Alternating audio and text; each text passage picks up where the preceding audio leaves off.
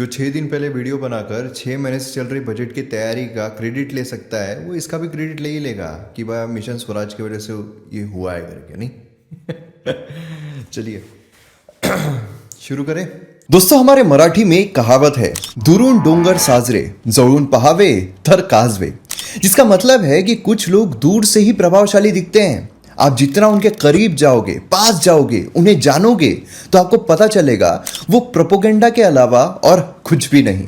जैसे कि हमारे प्यारे शिशुपाल। दोस्तों, आपको याद होगा कुछ महीनों पहले जब महाराष्ट्र के इलेक्शंस आने वाले थे, तो उस दौरान हमारे प्यारे शिशुपाल ने महायुति, मतलब स्पेसिफिकली बोला जाए तो बीजेपी के खिलाफ वीडियो बनाया था, जिसमें उन्होंने जो फ्रीबीज दी जा रही थी 1500 रुपए, उस पर टिप्पणी की थी। इनफैक्ट न्यूट्रल दिखने के लिए सभी पॉलिटिकल पार्टी जो फ्रीबीज की बात कर रही थी उस पर उन्होंने बात की थी और कुछ सजेशंस भी दिए थे, और इसी चीज को उन्होंने नाम दिया था मिशन स्वराज।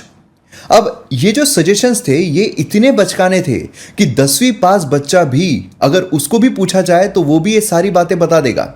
पर शॉकिंग चीज ये थी कि इतने बचकाने सजेशंस देने के बावजूद हमारे प्यारे शिशुपाल ने पॉलिटिकल पार्टीज के मैनिफेस्टो पे टिप्पणी करते हुए ये कहा था कि झूठे मुंह ही अपनी मैनिफेस्टो में ये सारी चीजें डाल देते। अब इसी के काउंटर में हमने एक वीडियो बनाया था जिसमें बीजेपी कांग्रेस दोनों के ही मैनिफेस्टो को हमने डिस्कस किया था, और हमने ये पाया कि हमारे प्यारे शिशुपाल के जो दिए हुए सजेशंस है वो तो इन मैनिफेस्टो में थे ही, लेकिन उसके अलावा और काफी बेहतर और इनोवेटिव चीजें इन्होंने मैनिफेस्टो में डाली थी। मैनिफेस्टो है, मतलब अगर हम कांग्रेस की बात करें तो उनका भी मैनिफेस्टो, मतलब महाविकास आघाड़ी का भी है, महायुति का भी है। दोस्तों, शायद हमारे सेल्फ प्रोक्लेम्ड सेल्फ एजुकेटेड व्यक्ति को नहीं पता है कि पॉलिटिकल पार्टीज के जो मैनिफेस्टो होते हैं ये काफी इंटेलेक्चुअल लोग बनाते हैं, पर हमारे प्यारे शिशुपाल को तो बस that's why education is important लिखकर कूल बनना होता है। दोस्तों, हमारे देश में इनोवेटिव मैनिफेस्टो की कमी नहीं है, मैनिफेस्टो की चीजों को पूरा करने की पॉलिटिकल विल की कमी है। हमारे प्यारे शिशुपाल पॉलिटिक्स जो सभी पॉलिटिकल पार्टीज करती है उसका सहारा लेकर हमारे देश के युवाओं में नफरत भर रहा है। पर मैं हमेशा कहता हूं कि पॉलिटिक्स पर नहीं बल्कि पॉलिसीज पर ध्यान दो, क्योंकि इन दी एंड भुगतना तो हम सभी को पड़ता है अगर पॉलिटिकल पार्टी सही काम ना करे। खैर, महाराष्ट्र इलेक्शंस के दौरान बीजेपी ने अपने मैनिफेस्टो में एआई यूनिवर्सिटीज की बात की थी, जिसकी तारीफ हमने अपने पॉडकास्ट में भी की थी। भाई, यहाँ पर जो अगर हम बीजेपी का मैनिफेस्टो देखते हैं, मतलब अगर हम महायुति का मैनिफेस्टो देखते हैं, तो उसमें उन्होंने कौन कौन सी चीज़ों के बारे में बात की है। उसमें उन्होंने न्यू एजुकेशन पॉलिसी, जिसकी तारीफ खुद ध्रुव राठी ने भी की थी, न्यू एजुकेशन पॉलिसी की, उसे इंप्लीमेंट करने की बात करती है। State of art computer laboratories जो है उसके बनाने की बात करती है।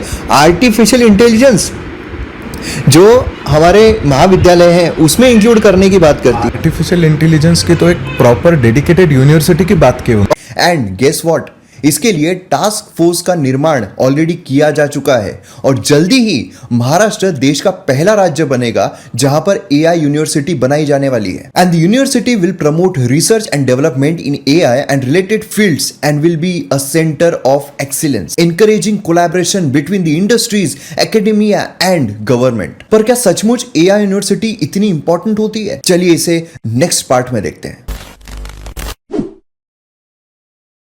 In the contemporary world, the importance of artificial intelligence can be gauged from the fact that this term is almost ubiquitous. And if we want to keep pace with the modern world and if we want to stay relevant, तो इस चीज में knowledge, research आवश्यक है। And इस चीज के लिए एक dedicated टारगेटेड एफर्ट आवश्यक है। इंडिया में एक डेडिकेटेड आर्टिफिशियल इंटेलिजेंस यूनिवर्सिटी खोलने की बात कही थी in the recent BJP manifesto for Maharashtra elections. और जब हमने बीजेपी के मैनिफेस्टो को डिस्कस किया था उस समय हमने कहा था कि वी सपोर्ट दिस इनिशिएटिव और this endeavour by the government, and we were really impressed कि ये जो गवर्नमेंट है ये फ्रीबीज के अलावा मॉडर्न कुछ सोच रही है। महाराष्ट्र स्टेट के आईटी मिनिस्टर आशीष शेलार ने अभी कहा है कि एक dedicated task force for the establishment of this IT university has been convened twice और अभी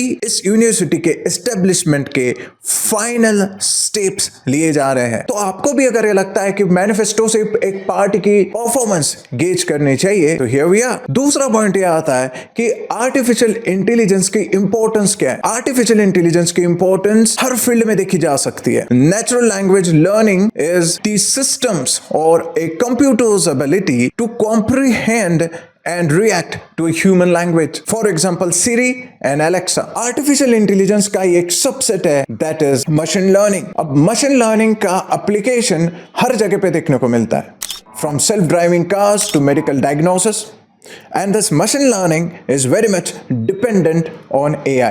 Machine learning data को analyze करता है, patterns को identify करता है और इन patterns के base पे एक algorithm बनाता है और इस एल्गोरिथम से फिर जो भी चीजें होती है वो एफिशिएंटली सीमलेसली हो सकती है। उसके बाद में डेटा साइंस भी एक फील्ड है, क्योंकि डेटा को जब आप एनालाइज करते हो तभी आप एक पैटर्न पे आ सकते हो और इस पैटर्न से आप प्रेडिक्शंस कर सकते हो।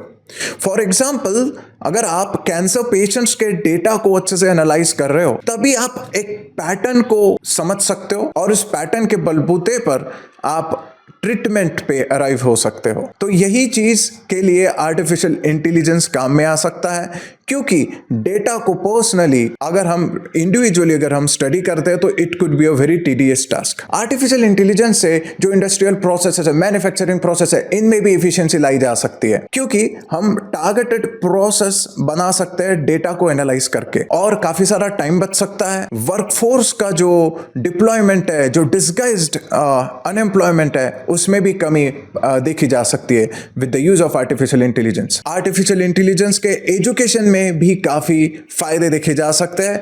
एजुकेशन में फॉर एग्जाम्पल आर्टिफिशियल इंटेलिजेंस काफ़ी इंटरैक्टिव तरीके से प्लेटफॉर्म्स बना सकते हैं, क्योंकि हम देखते हैं कि जो पर्सनल टीचर्स हैं उनकी काफ़ी लिमिटेशंस होते हैं। पर्सनल लेवल पे इतने सारे बच्चों को एक ही समय पर एड्रेस करना थोड़ा डिफिकल्ट हो जाता है। With the help of artificial intelligence किसी भी लर्निंग प्रोग्राम को आप इंटरैक्टिव बना सकते हो, उसको इंटरेस्टिंग बना सकते हो। एंड फॉर एग्जाम्पल मैं एक आपको एप्लीकेशन बताता हूँ कि एक म्यूजिक स्कूल में जब कोई स्टूडेंट जाता था, for example he is a singer and that singer जब उसको गाना बनाना होता तो he needs a drummer, he needs a keyboard player, he needs a bassist, और इन सब का इकट्ठा होना for the sake of music is important. But we know in the physical limitations of getting all these people together, artificial intelligence can definitely solve this problem. It can play drums for you, it can play keyboard for you, it can play guitar for you. तो आप अपना गाना सिंग करके किसी artificial intelligence platform पे जाके